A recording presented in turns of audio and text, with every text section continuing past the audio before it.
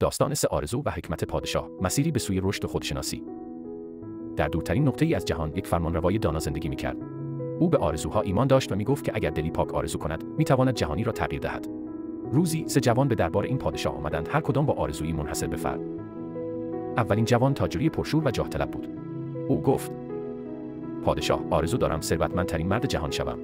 با طلا و جواهرات می‌توانم تمامی رویاهایم را به واقعیت تبدیل کنم. جوان دوم عاشقی رویاپرداز بود. او اعلام کرد: من می‌خواهم با زیباترین زن جهان ازدواج کنم. عشق تنها راه خوشبختی است. سومین جوان کشاورزی ساده و آرام بود. او با صداقتی ناب گفت: پادشاه، تنها خواسته من این است که زمین‌های خشکم را سرسبز کنم تا روستایم زنده شود. پادشاه با لبخند پاسخ داد: آرزوهای شما زیباست، اما باید ثابت کنید آیا شجاعت پیمودن مسیر دشوار رسیدن به آنها را دارید. این آغاز سفری بود که هر جوان باید در آن معنای واقعی آرزوها را کشف کند.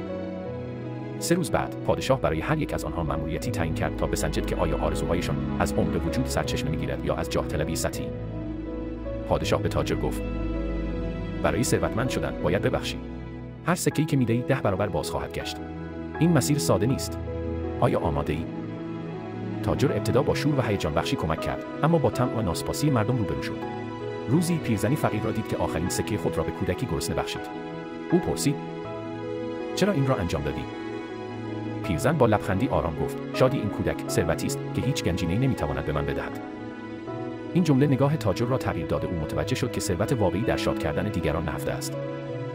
پادشاه به عاشق گفت: زیباترین زنان جهان را تنها کسی به دست می‌آورد که از درون زیبا باشد. ابتدا قلبت را زیبا کن و سپس عشق واقعی را خواهی یافت. عاشق به جستجوی زیبایی ظاهری رفت. او با زنی زیبارو اما مغرور آشنا شد که او را ناامید کرد. در ادامه با زنی ساده و مهربان آشنا شد که قلبی سرشار از محبت و صفا داشت. زن به او گفت: زیبایی واقعی در محبت و صداقت است، نه در ظاهر. عاشق پس از تجربه‌های تلخ و شیرین فهمید که عشق واقعی چیزی فراتر از سطحی نگری است. پادشاه به کشاورز گفت: اگر می‌خواهی زمین‌هایت سرسبز شوند، باید ایمان داشته باشی و بدون ناامیدی تلاش کنی. کشاورز روزها روی زمین‌های خشک کار می‌کرد و دانه‌ها را می‌کاشت، بدون اینکه نتیجه ببیند. ناامیدی هر شب او را می‌آزارد، اما ایمانش را از دست نمی‌داد. تا اینکه با بارشی معجزه‌آسا، روستایش به باغی پربرکت تبدیل شد. هر 3 جوان در مسیر چالش‌هایشان با لحظه‌ای تصمیم‌گیری روبرو شدند. آیا امید خود را نگه می‌دارند یا آرزوهایشان را رها می‌کنند؟ تاجر تصمیم گرفت بخشندگی را فارغ از واکنش مردم ادامه دهد. برای او هر هدیه‌ای که میداد آرامشی عمیق در دلش ایجاد می‌کرد. مردم او را مرد بخشنده نامیدند و او فهمید که ثروت واقعی رضایت قلبی است.